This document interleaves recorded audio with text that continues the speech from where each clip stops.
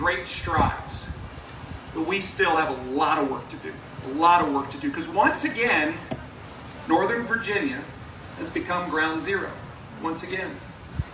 Despite the resounding statement made by Virginians last year, we see teachers' unions, we see political partisans right here in Fairfax County trying to stop parents' progress to regain their right, their fundamental right to make decisions for their children.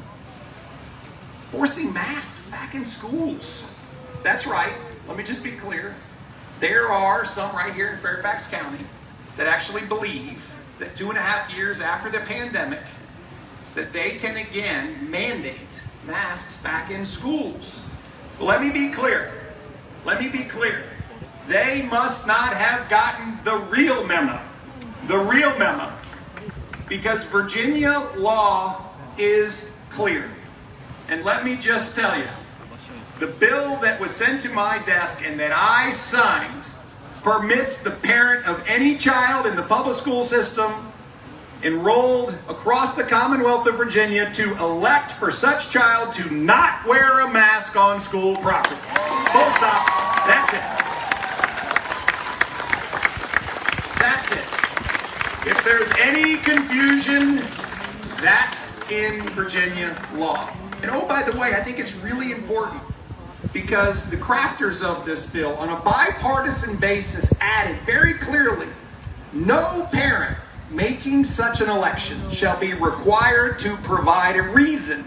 No parent making such an election should be required to certify whether their child has any reason for this. And no child whose parent has made this decision should face adverse disciplinary or academic consequences. Folks, they're protected to make sure that you can exercise your rights.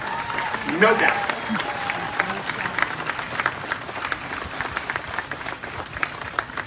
These same progressives in Fairfax County actually believe that they should lock parents out of their children's lives.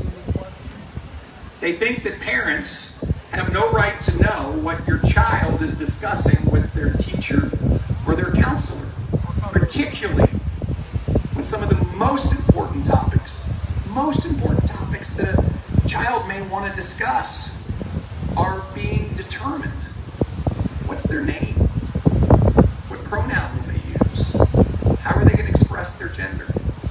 This is a decision that bureaucrats in Fairfax County believe that they should be able to make without telling parents. We have to recognize that we have to meet every child where they are. Every child deserves parents' full understanding of what's going on in their lives and a parent's involvement in these decisions. We also have to recognize the reality that teachers play such an extraordinary role. But I will say, thank you, because I agree wholeheartedly. I cannot believe that bureaucrats and administrators can tell teachers to engage in these discussions and allow these decisions to be made without informing a parent. Cannot happen. Cannot happen.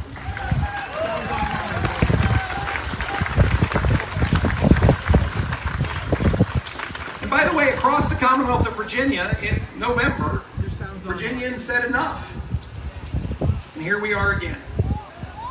And so with every ounce of my authority as governor, and I know with every ounce of her authority as lieutenant governor and every ounce of his authority as attorney general, we're going to go to work in order to protect parents' rights and to make sure that there's transparency, to make sure that parents are fully informed and that parents make these most important decisions in conjunction with their child, not a bureaucrat or politician.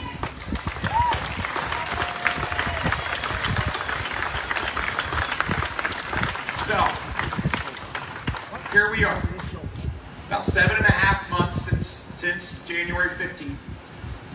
I've said this everywhere I've gone, and I will say it again, thank you for hiring me. And thank you for hiring this great team. Thank you. Thank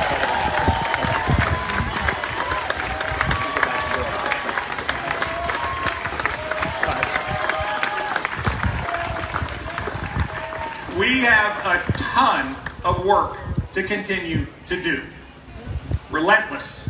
Relentless is what we will be. But that requires all of us together to get this done. Let's remind ourselves why we're doing it. It's for the future of our children. That's why we're going to work. Thank you so much for giving up time on your busy schedules to come out here and focus on what's most important in Virginia. Our children, parents matter.